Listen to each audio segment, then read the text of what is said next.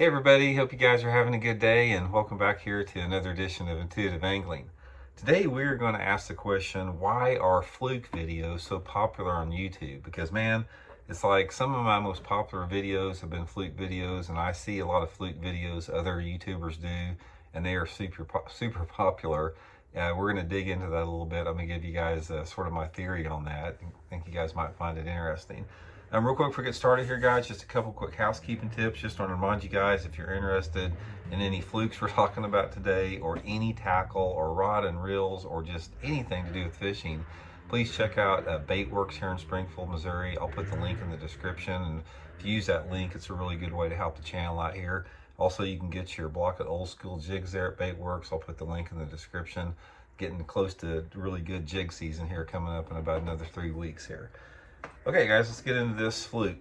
You know, the old Zoom Super Fluke, guys. This right here, I got noticing this. Like I look back through some of my videos, and the ones that were really popular, and the ones that I did like on fluke modifications did super well. And I got noticing that a lot of other YouTubers, the same one, anytime somebody came up with something on a fluke, it just, you know, went viral. Everybody watched it. Not so much anymore because there's been so much done on flukes, but over the past 3 years, I don't know of another lure out there that has gotten so much watch time on YouTube videos as a fluke.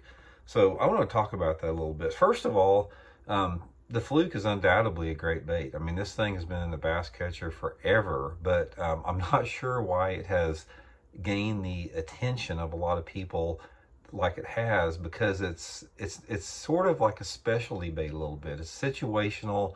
It's pretty versatile. We'll talk about that, but it's very situational.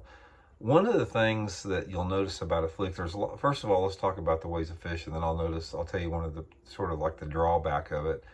You can fish this thing a lot of different ways. You can fish it, you know, on the just the standard EWG hook and just dart it around like a jerkbait, something like that. You can flip it on just on a Texas rig, which was one of my favorite ways to fish it. A lot of guys like to Carolina rig it. You know, there's some guys even fish it on jig head. There's a lot of different ways to fish it. But one of the things about a fluke that you'll notice, one of the drawbacks, not of just the fluke specifically, but any type of soft plastic jerkbait, is you get a lot of bass that will follow this thing, and you get a lot of bass that will nip the tail of it like that.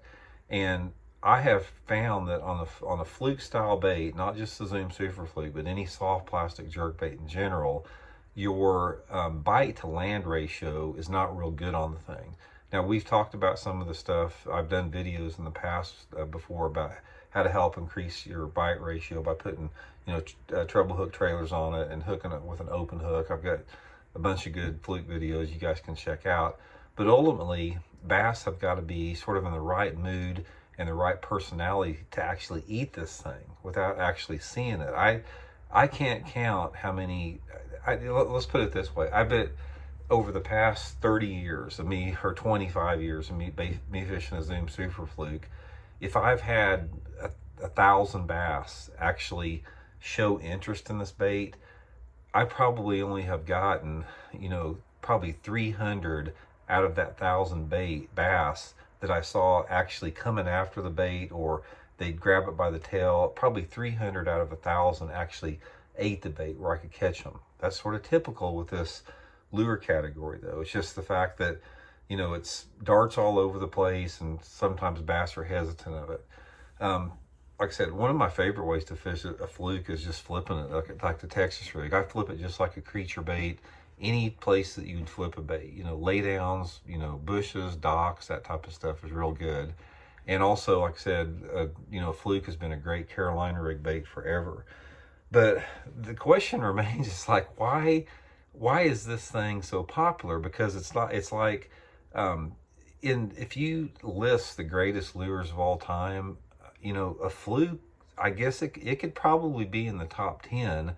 But for the amount of YouTube attention that the fluke gets, it doesn't really equate to how consistent that bait is. I mean, I would have to say that the soft plastic stick bait, like a Zoom's Linky or Cinco or something like that, is probably the most efficient, best bass catchers are out there. And You know, I think one of the reasons that people like fluke videos so much is they're pretty fun to fish, because when you're fishing a fluke in a traditional manner, a lot of times you're keeping it in sight. It's almost like a floating worm, and you get a lot of visual strikes on this bait. You know, if you fish it up close under the surface, you'll get fish coming up and boil on it like a topwater. So maybe that's the attraction. People just like the way that they bite it. But like I said, a fluke for me, I fished it for so many years. I sort of know the situations that the bass will bite it in. Here's some tips I'll leave you guys with a fluke. Number one, they bite it best under low light conditions and some type of a south wind. That's the ideal condition to it. With, like I said, a little bit of overcast really helps out. Water visibilities can be a lot of different visibilities. Thing about a fluke, there's a lot of different colors. So I've caught them in 12 inches of visibility, and I've caught them in 12 feet of visibility. The time that you do not want to throw a fluke or a floating worm or any of that lure category is after a cold front, or if you have a north wind, or if you have a strong wind with a bluebird sky. This is the conditions that turn the bass off to this type of lure category. A lot of times if you try to fish a fluke after a front or, you know, a north wind, you'll get bass just follow the thing and never ever hit it. And that's one of the reasons it's so hard to put down. It's like if you're seeing good fish following this thing and not eating it, you know, then a lot of times you just keep throwing it. Because I've had a lot of tournaments where I've done that. I've stayed with it when I probably should have put it down. But guys, it's like any other bait out there. There's a time and place for every lure. Every lure is situational. They have times that they excel over others. But I just find it sort of interesting that the fluke has it's probably been the most talked about lure on YouTube since I've been involved with YouTube. So anyway, shoot me a few thoughts. Let me know what you guys think about it. I'd be curious to hear. Guys, please hit that subscribe button if you haven't. Half of you dudes are still not subscribed to the channel that watch these videos every day, and it'd be much appreciated if you hit that subscribe button. I'll talk to you guys later. See you.